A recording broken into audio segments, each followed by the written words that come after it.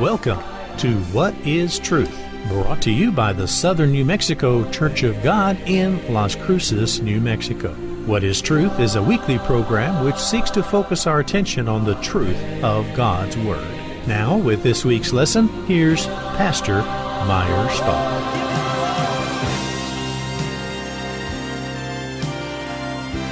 Welcome to the program.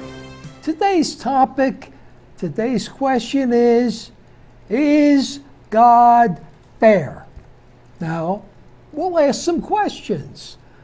Is God fair when He punishes people who sin against Him? You might say, well, sure. God would be fair to punish those who sin against Him. Would God be fair if He punished everybody? Those who sin against Him and those who didn't sin against Him. Would God be fair? Well, from a human standpoint, the question could be answered no. Now, before you change the channel, just listen in, because I think we're going to answer the question to everyone's, hopefully, satisfaction. So, there are those who are innocent people, innocent men, innocent women, innocent children, get caught up in things, they die needlessly, and you might ask the question, is God fair? Now, I was watching the program, and Joe Bastardi, a weatherman who has been on TV for many years, predicting storms. He predicted snowstorms. He could tell you when the snowstorm was going to start, what time it was going to start, what time it would change into rain, and what time it would turn into snow, and how deep the snow accumulations were. And he was very accurate. And he was being interviewed on the radio, on the TV rather, and the commentator asked him about this storm that has hit Texas. And he was right on the money. He explained the high was coming down across the west, and this low was coming up toward Texas.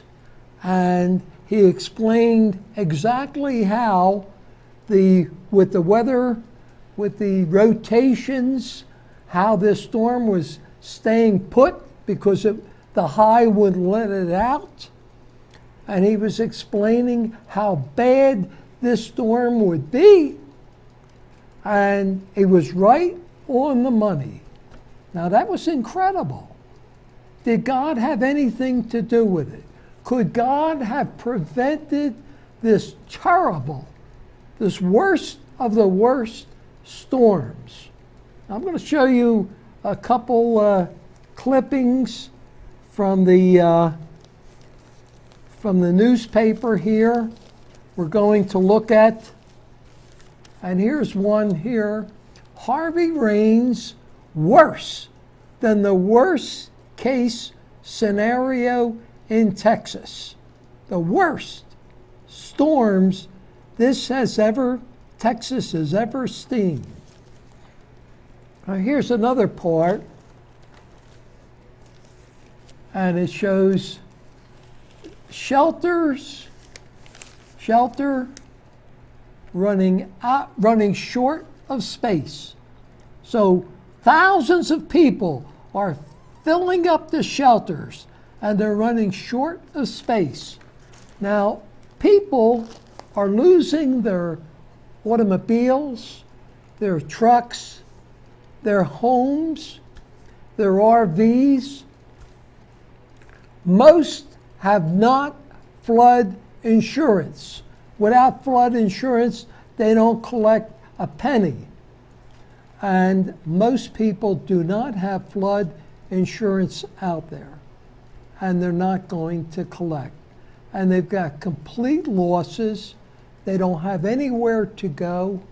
They don't have any work to do. They can't work. They can't travel. They have no transportation. And they're going to be out of luck. Did God have anything to do with it? I think he did. I think he allowed it to happen. Why would he allow it to happen? To punish the United States. Wait a minute. What do you mean punish the United States?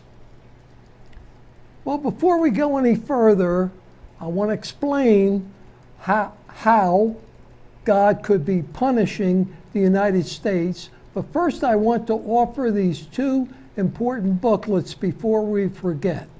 The first booklet is Lazarus and the Rich Man. Do people burn forever in a hell fire? Thousands have asked for the true explanation of Lazarus and the rich man. Here is what the Bible says. Now, a lot of people believe in heaven. They believe you die, you go to heaven. The second booklet is Where Are Enoch and Elisha? Here's the booklet here. It says, Where are Enoch and Elisha? Enoch was translated that he should not see death. Elijah went up by a whirlwind into heaven. Yet the Bible reveals they're not in heaven today. Where are they? Here's the astonishing truth. You can have these two booklets for free. We have nothing to sell. We never ask the public for money. All you need to do is call the number on the screen, and we'll be happy to send them out to you for free. You can have a free DVD of today's lesson. Just call the number on the screen. Now, I'm going to pose the question again. Is God fair? Now, if God is using this Hurricane Harvey to punish the United States, he picked, number one, he picked a good place. He picked a good place. Around Houston, Texas, is the whole area of where the energy capital of the United States is right there in Houston. Houston has more of energy capabilities. There's ports that bring oil in, that bring oil out. There's ports bringing gasoline from one area to another, and all different types of distillates. There's all kinds of refineries in Texas, in that whole area there, that are shut down. There are wells out in the water that are shut down. There's wells inland that are being shut down. So it's the perfect place for God to inflict punishment on the United States of America. Well, why would God do that? Okay, let's look at what's happened to our country. Since 1973, since Roe versus Wade, abortions have been legal. So it is completely legal to take a fetus, to go into the womb, a woman's womb, and kill the baby, the fetus there, and cut off the parts. Here's two arms, here's a leg, there's another leg, and count the parts and put them together and say, well, we're finished with this one. Bring on the next. So these preborn babies are destroyed in the womb, and that's perfectly legal. Now let me ask you a question. Is it legal once the baby's outside of the womb to kill it? You say, well, of course not. That would be murder. Well, 3 minutes earlier, the baby was inside the womb. Is it now legal to kill it? Yes, that's abortion.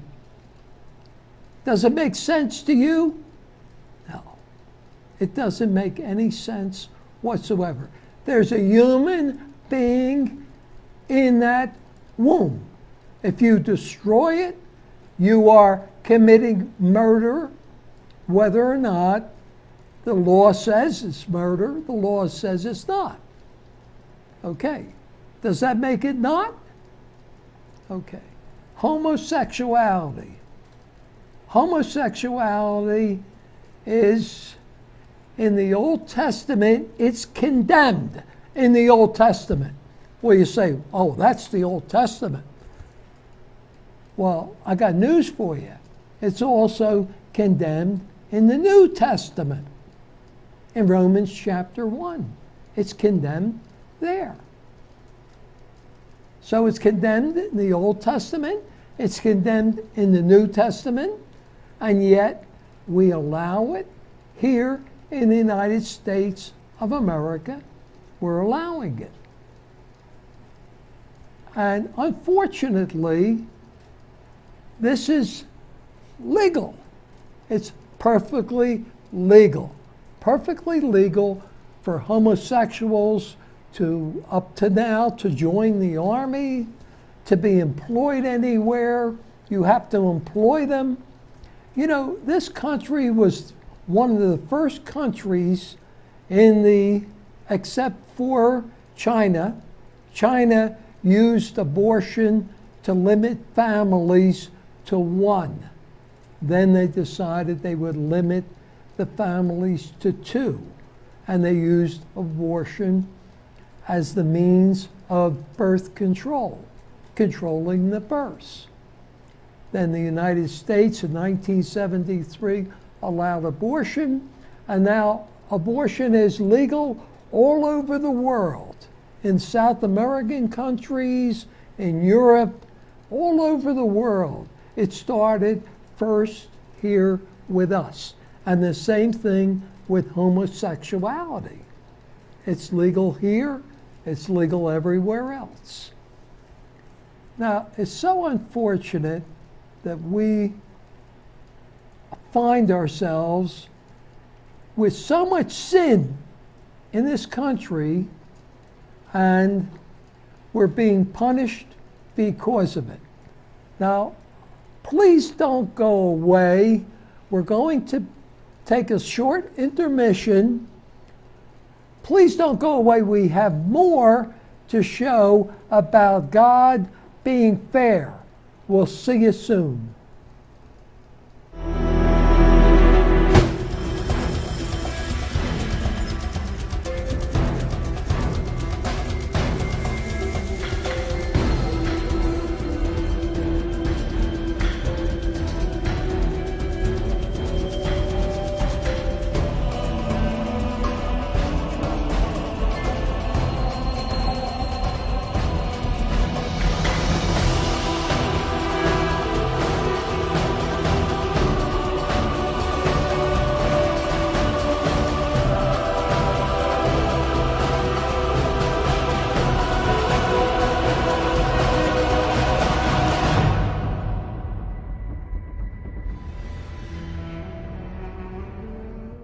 This is a national healthcare alert from the Health Hotline. If you, a family member, or a loved one suffers from knee pain and have Medicare as your primary insurance, we've got great news. You could qualify for a pain-relieving knee brace at little or no cost to you. Get free delivery, and all the paperwork is handled by our accredited suppliers at no charge to you. We also have other pain-relieving braces available for shoulder, ankle, and your back. Call the number on your screen right now to immediately receive a pain-relieving brace at little or no cost. Everybody wants cheap airfare, But where do you find it? You call Low Cost Airlines. They specialize in cheap flights, discount hotel rooms, cheap car rental rates, and with a best price guarantee. If you want the lowest prices on your airline tickets or other travel services, call now. That's right, call. That's the only way to get these rates. Experts are standing by 24/7 to get you the cheapest airfare and hotel rates available. So don't wait. Call now. Friend, do you remember when it felt good to withdraw your cash from the bank to expand a business, go on vacation, or buy a new car? Well, today, withdrawing your own cash has become a very risky business. According to the secret war, banks are now required to spy on us for the government and then report any suspicious or unusual behavior. I suggest you get the secret war free.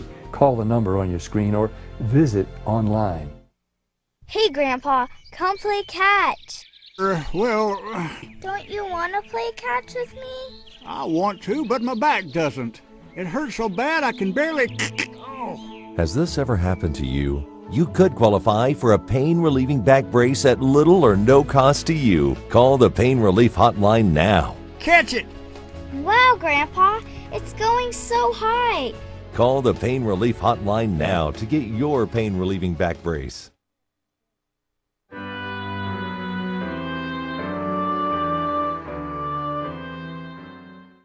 Welcome back to the program. In case you tuned in late, our question today is God fair? That's our question today. And we're going to look at a case in the book of Jonah. Jonah chapter 1. And in verse 1, it says here, Now the word of the Lord came unto Jonah, the son of Amittai, saying, Arise, go to Nineveh, that great city, and cry against it, for their wickedness is come up before me. But Jonah rose up to flee unto Tarshish from the presence of the Lord, and went down to Joppa, and he found a ship going to Tarshish. So he paid the fare there, and went down into it to go with them unto Tarshish from the presence of the Lord. We're going to stop here. We're going to ask some questions.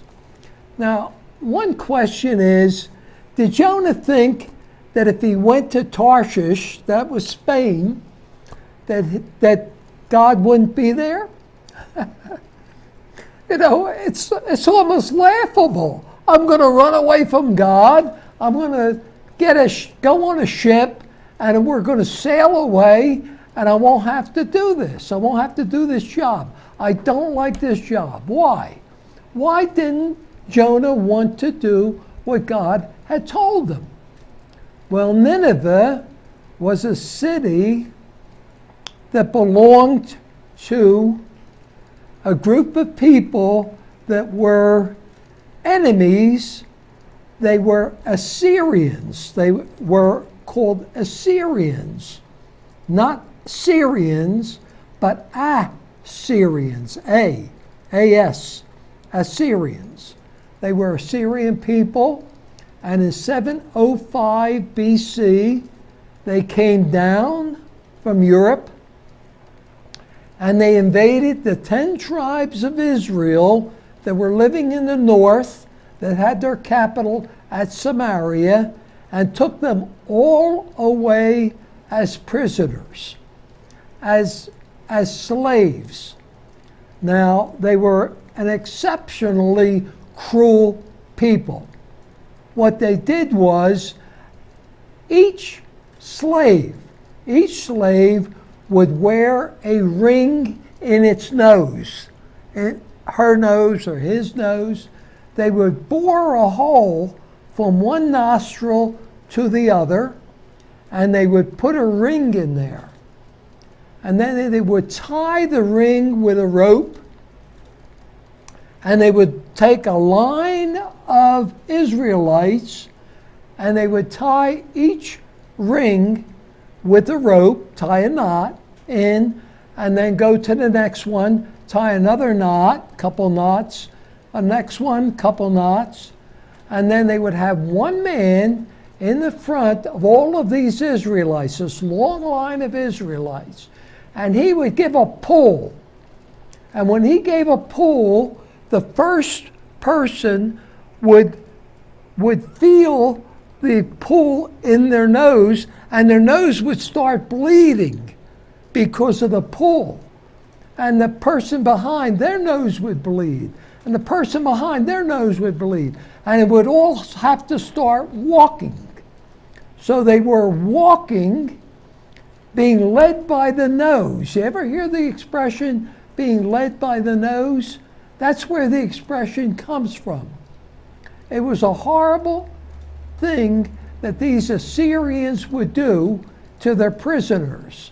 They would pull long lines of people and have them marching out in the desert without any water, just keep marching, and if one fell, then the rest would have their nose being pulled and bleeding and in pain.